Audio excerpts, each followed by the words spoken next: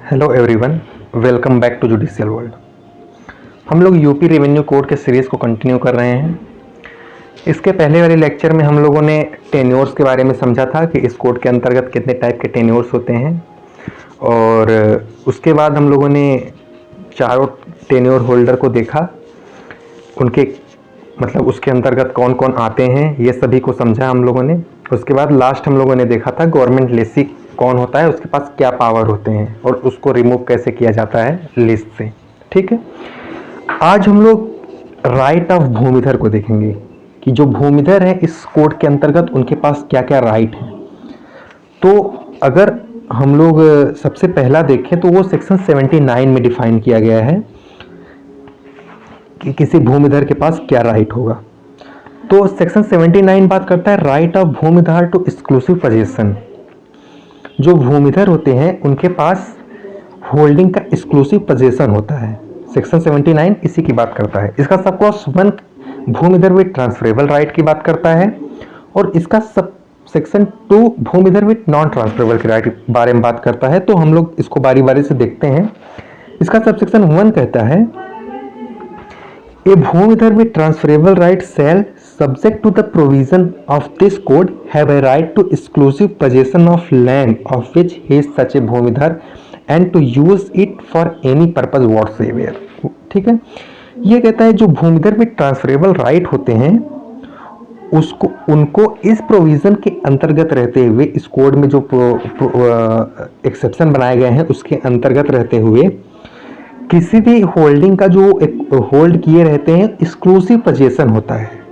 ठीक है, और वो उसको यूज कर सकते हैं किसी भी पर्पस के लिए, एनी पर्पस व्हाटसोएवर। ठीक है, या फिर वो एग्रीकल्चर पर्पस के लिए चाहे तो यूज करें, हॉर्टिकल्चर के लिए यूज करें, पीसी कल्चर के लिए यूज करें, इंडस्ट्रियल पर्पस के लिए यूज करें। तो वो चाहे तो कुछ मतलब उस लैंड का कोई भी इस्तेमाल कर सकते हैं। लेकिन देखिए, अगर एग्रीकल्चर पर्पस के अलावा कोई भी अगर वो यूज कर रहे हैं तो उनको थोड़ा परमिशन लेना होता है, उसका प्रोसीजर होता है जिसको हम लोग नेक्स्ट सेक्शन में देखेंगे। और इसका सब क्लॉज 2 कहता है bhumidhar with non transferable right shall subject to the provision of this code have the right to exclusive position of all land of which he is such a bhumidhar. तो जो bhumidhar with non transferable right होता है वो जो land का position acquire किए रहते हैं उनका उस पर भी एक्सक्लूसिव पोजीशन होता है, जैसे भूमिधर विद ट्रांसफरेबल राइट का होता है। लेकिन नेक्स्ट बात करता है and to use such land for any purpose connected with agriculture. तो यहां पे देखिए डिफरेंस आ जाता है भूमिधर विद ट्रांसफरेबल राइट के अंदर और भूमिधर विद नॉन ट्रांसफरेबल राइट के अंदर। सब क्लॉज 1 में हम लोगों ने देखा कि वो किसी भी पर्पस के लिए यूज कर सकता है, इसमें टर्म है एनी पर्पस व्हाटसोएवर।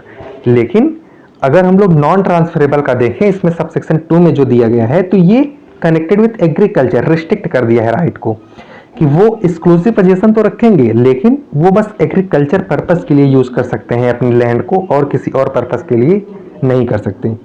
तो पहला राइट तो ये था। और अगर हम लोग सेक्शन 80 को देखें जो बात करता है use of holding for industrial, commercial और रेजिडेंशियल पर्पस, इसका सब क्लॉज 1 कहता है where a भूमिधर with transferable right use is holding or part thereof for industrial, commercial और residential purpose। तो देखिए, अगर कोई भी भूमिधर है जो ट्रांसफरेबल राइट रखता है और वो किसी भी होल्डिंग का या फिर उसके किसी पार्ट का यूज करना चाहता है इंडस्ट्रियल पर्पस के लिए, कॉमर्शियल पर्पस के लिए या फिर रेसिडेंशियल पर्पस के लिए, तो वो सब डिविजनल ऑफिसर के पास एक एप्लीकेशन लगाएगा या फिर सब डिविजनल ऑफिसर सू मोटो भी उसका संज्ञान ले सकता है। और जो सब डिविजनल ऑफिसर है वो एक इंक्वायरी कंडक्ट करेगा जैसा कि प्रिस्क्राइब हो। ठीक है, और उस इंक्वायरी करने के बाद डिक्लेयर करेगा कि जो भूमिधर विद ट्रांसफरेबल राइट है वो यूज कर सकता है, कोई भी जो होल्डिंग यूज कर रहा है नॉन एग्रीकल्चर पर्पस के लिए, या फिर वो रिजेक्ट कर सकता है एप्लीकेशन को। ठीक है, वो इंक्वायरी करने के बाद या तो डिक्लेयर कर देगा कि भूमिधर विद ट्रांसफरेबल राइट यूज करे नॉन एग्रीकल्चर पर्पस के लिए, या फिर उसके पास दूसरा ऑप्शन है वो रिजेक्ट भी कर सकता है एप्लीकेशन। और लेकिन ये जो सब डिवीजन ऑफिसर है, इसको ये डिसीजन उस एप्लीकेशन पे विदिन 45 डेज के अंतर्गत लेना होगा। ठीक है, तो एक लिमिटेशन है कि 45 डेज के अंदर सब डिविजनल ऑफिसर को अपना डिसीजन देना होगा। उस जो एप्लीकेशन है उसको रिसिप्ट हो जाने के 45 डेज के अंदर उसको निपटारा करना होगा। In case the application is rejected, लेकिन अगर वो एप्लीकेशन रिजेक्ट करता है, the sub divisional officer shall state the reason in writing for such rejection. तो जो सब डिविजनल ऑफिसर है उसको एक रीजन रिकॉर्ड करना होगा राइटिंग में कि वो क्यों उस एप्लीकेशन को रिजेक्ट कर रहा है। ऑलराइट, तो अगर इसके हम लोग सब क्लॉज 2 को देखें तो ये कहता है where a bhumidhar with transferable right propose to use in future his holding. लेकिन देखिए सेक्शन 80 तो प्रेजेंट की बात कर रहा था कि अगर वो करना चाहता है तो एक सब डिविजनल के पास एप्लीकेशन लगाएगा, उसको वो डिसाइड करेगा। लेकिन अगर जो भूमिधर में ट्रांसफरेबल राइट है वो अपने होल्डिंग को यूज करना चाह रहा है फ्यूचर में नॉन एग्रीकल्चर पर्पज के लिए, ठीक है, तो भी वो यही प्रोसीजर अपनाएगा। एक एप्लीकेशन मूव करेगा सब डिविजनल ऑफिसर के पास, या फिर सब डिविजनल ऑफिसर सो मोटो भी एक इंक्वायरी कंडक्ट करेगा उस एप्लीकेशन पे, और वो भी इसमें टाइम पीरियड सेम है 45 डेज के अंदर उस एप्लीकेशन के प्राप्त हो जाने के बाद इंक्वायरी करके या तो वो एप्लीकेशन को एक्सेप्ट कर सकता है कि आप नॉन एग्रीकल्चर पर्पस के लिए यूज़ करें, या फिर वो एप्लीकेशन रिजेक्ट कर सकता है। लेकिन सेम अगर वो रिजेक्ट करता है एप्लीकेशन को तो उसको एक राइटिंग में रीज़न रिकॉर्ड करना होगा कि उसने एप्लीकेशन को क्यों रिजेक्ट किया है।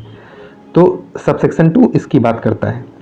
और सबसेक्शन 2 का प्रोविजो 1 अगर हम लोग देखें तो ये बात करता है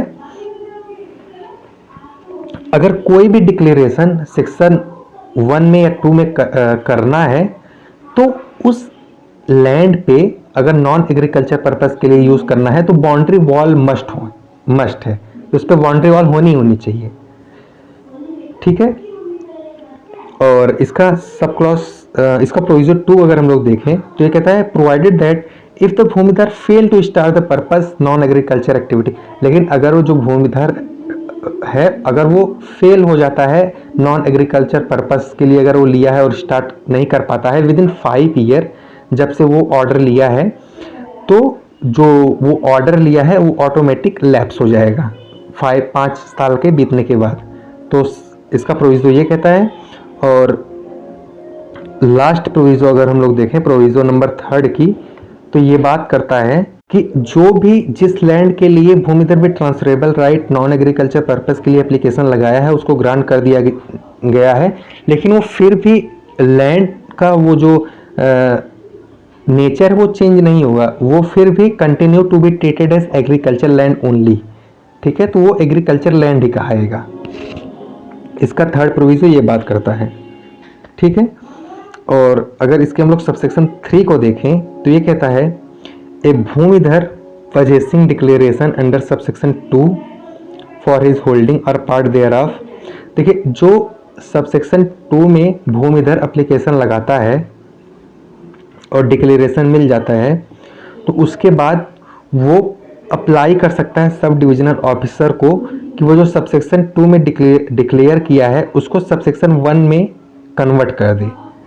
ठीक है, after completion of construction activity, क्योंकि सबसेक्शन 2 में जो वो फ्यूचर के लिए लगाया था एप्लीकेशन, तो कंस्ट्रक्शन एक्टिविटी कंप्लीट हो जाने के बाद with in period of 5 year subsection 2 में वो लगा सकता है एप्लीकेशन कि उसको सबसेक्शन 1 में कन्वर्ट कर दे सब डिविजनल ऑफिसर। और सब डिविजनल ऑफिसर वो एप्लीकेशन रिसीव हो जाने पे एक इंक्वायरी कंडक्ट करेगा और उसको सही लगता है तो अप्रूव कर सकता है उस एप्लीकेशन को, सबसेक्शन 1 में कन्वर्ट कर सकता है या फिर रिजेक्ट कर सकता है application with in a period of 15 days from the receipt of the application.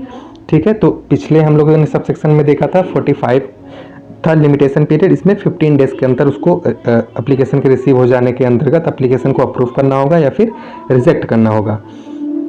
लेकिन in the case of rejection he shall record in writing a reason. अगर वो जब भी रिजेक्ट करता है किसी भी सबसेक्शन में तो उसको एक राइटिंग में रीजन रिकॉर्ड करना ही होगा। ठीक, और इसका प्रोविजो कहता है कि जब ये जो भूमिधर है ये सब क्लॉज 3 में एप्लीकेशन लगाता है सब सेक्शन 2 से सब सेक्शन 1 में कन्वर्ट करने के लिए, तो इसको वापस से पूरा अमाउंट पे करने की ज़रूरत नहीं होगी, क्योंकि वो सब सेक्शन 2 में ऑलरेडी पे कर चुका था। तो अब जब वो दोबारा एप्लीकेशन लगा रहा है कन्वर्ट करने के लिए, तो उसको जो ड्यू अमाउंट है, जो बैलेंस है, सिर्फ उतना ही पे करना होगा। इसका प्रोविजो इसके बारे में बात करता है। अगर हम लोग सब सेक्शन 4 को देखें तो ये बात, अगर कोई भी लैंड है और वो जॉइंट पोजीशन में है, जॉइंट ओनरशिप में है, ठीक है, उसको उसके लैंड के उस लैंड में को भूमिदार हैं, एक से ज़्यादा भूमिदार हैं, तो वो कोई भी को भूमिदार अकेले एप्लीकेशन नहीं लगा सकता सब सेक्शन 1 या सब सेक्शन 2 में नॉन एग्रीकल्चर पर्पस के यूज होने के लिए, unless application is move by all the co भूमिदार। जितने भी को भूमिदार हैं वो अगर सभी एप्लीकेशन लगाते हैं तब तो ठीक है, लेकिन अकेले वो नहीं लगा सकता, ठीक है। और अगला इसका पार्ट बात करता है, in case only one of the co bhumidar want to get declaration for his share. अगर कोई भी एक ही को भूमिदार चाहता है कि उसको डिक्लेरेशन मिल जाए उसके शेयर का, तो वो डिक्लेयर करने से पहले जो ऑफिसर है वो उसके शेयर को पहले सेपरेट करेगा बाकी को भूमिधर से, ठीक है, उसको डिवाइड करेगा, उसके बाद ये जो एप्लीकेशन है उसको ग्रांट करेगा या फिर रिजेक्ट करेगा, ठीक है। तो सब सेक्शन 4 ये बात कर रहा था। और इसका जो अगला पार्ट है ये कहता है स्टेट गवर्नमेंट चाहे तो कोई भी अमाउंट फी लगा सकती है जैसा उसको ठीक लगे। तो ये था सेक्शन 80 जो बात कर रहा था अगर इंडस्ट्रियल, कॉमर्शियल या रेसिडेंशियल पर्पस के लिए है तो क्या क्या प्रोसीजर अपनाई जाएंगी, जिसमें 4 क्लॉज थे। तो अगर हम लोग एक बार देखें तो ये बात कर रहा था कि अगर सबसे पहले भूमिधर को चाहिए कि अगर वो नॉन एग्रीकल्चर पर्पस के लिए यूज़ करना चाहता है तो सब सेक्शन 1 में वो सब डिविजनल ऑफिसर के पास एक एप्लीकेशन लगाता है, और सब डिविजनल ऑफिसर सुओ मोटो या उसके एप्लीकेशन पे विद इन 45 डेज उस एप्लीकेशन के प्राप्त होने के अंतर्गत उसको एक्सेप्ट करेगा, या चाहे तो रिजेक्ट भी कर सकता है, लेकिन रिजेक्ट करेगा तो उसको एक रीज़न रिकॉर्ड करना पड़ेगा। और सब सेक्शन 2 में हम लोगों ने देखा अगर वो भूमिधर जो है वो फ्यूचर में यूज़ करना चाहता है तो वो सेम प्रोसीजर अप्लाई करेगा, सब डिविजनल के पास एप्लीकेशन लगाएगा, और उस एप्लीकेशन के 45 डेज के अंतर्गत जो सब डिविजनल ऑफिसर है वो एक इंक्वायरी कंडक्ट करके एप्लीकेशन को एक्सेप्ट कर सकता है या फिर रिजेक्ट कर सकता है, और रिजेक्ट करेगा तो उसको वापस से एक रीज़न रिकॉर्ड करना होगा। इसके तीन प्रोविजो जो थे हम लोगों ने उनको भी देखा। पहला बात करता है कि अगर नॉन एग्रीकल्चर पर्पस के लिए कोई भी होल्डिंग या उसका पार्ट यूज़ करना है तो आपको उसमें बाउंड्री वॉल भी चाहिए। और इसका सेकंड प्रोविजो कहता है कि अगर विद इन 5 ईयर जब ग्रांट कर दिया गया है सब डिविजनल ऑफिसर के द्वारा, भूमिधर यूज़ नहीं कर पाता है उसको नॉन एग्रीकल्चर एक्टिविटी के लिए, तो वो जो ग्रांट किया गया था वो लैप्स हो जाएगा विद इन 5 साल के बाद। इसका थर्ड जो प्रोविज़ो है वो बात करता है कि जो लैंड है उसका नेचर चेंज नहीं होगा, वो फिर भी एग्रीकल्चर लैंड ही के अंतर्गत ही आएगा।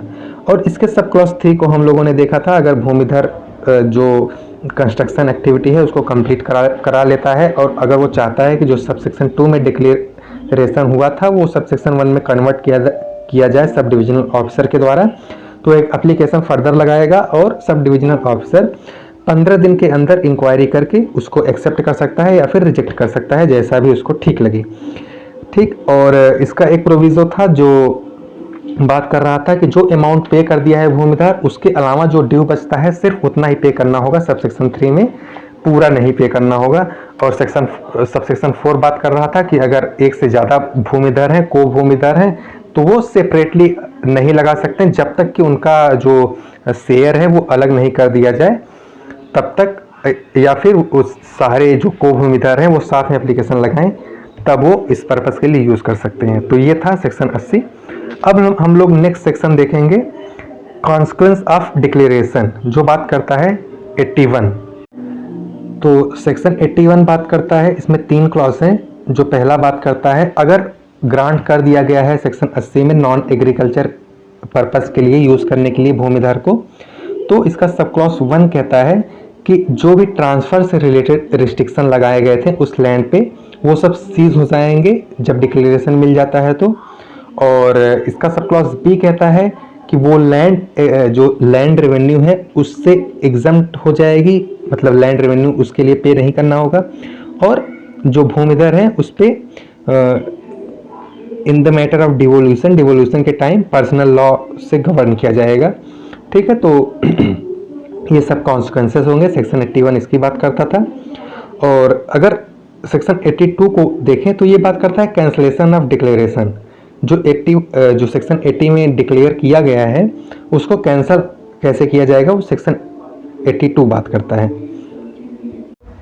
इसका सब क्लॉज 1 कहता है whenever any holding or part thereof in respect of which a declaration has been made under section 80।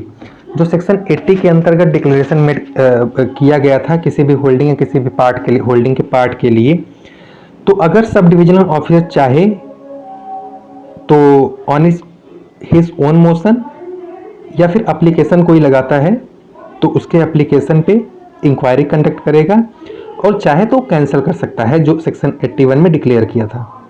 लेकिन अगर वो जो डिक्लेरेशन है वो कैंसिल करता है तो सेक्शन 82 कहता है कि क्या क्या कॉन्सिक्वेंसेज होंगे।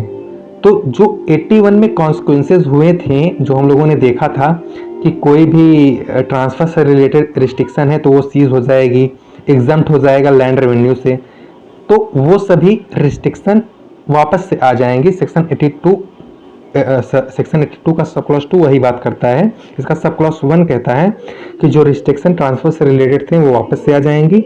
और इसका नेक्स्ट क्लॉज कहता है कि जो लैंड रेवेन्यू था उस लैंड से रिलेटेड वो पे करना पड़ेगा भूमिधर को। इसका सब क्लॉज सी कहता है where the land is in possession of any person other than the bhumidhar. मतलब भूमिधर के अलावा किसी और के पोजेशन में कोई लैंड है on the basis of contract और लीज, और वो जो कॉन्ट्रैक्ट और लीज है वो उसके जो टर्म और कंडीशन है वो इनकंसिस्टेंट है इस कोड से, तो वो जहाँ तक इनकंसिस्टेंट है वो वाइड हो जाएंगे और जो पर्सन पोजेशन में है वो बेदखल कर दिया जाएगा सूट के द्वारा। ठीक है, तो इसका सब क्लॉज सी ये कहता है। और ये था सेक्शन 80 और उसके कॉन्सिक्वेंसेस से रिलेटेड जितने भी सेक्शन थे। और नेक्स्ट जो राइट है उसको हम लोग नेक्स्ट लेक्चर में देखेंगे। Thank you so much.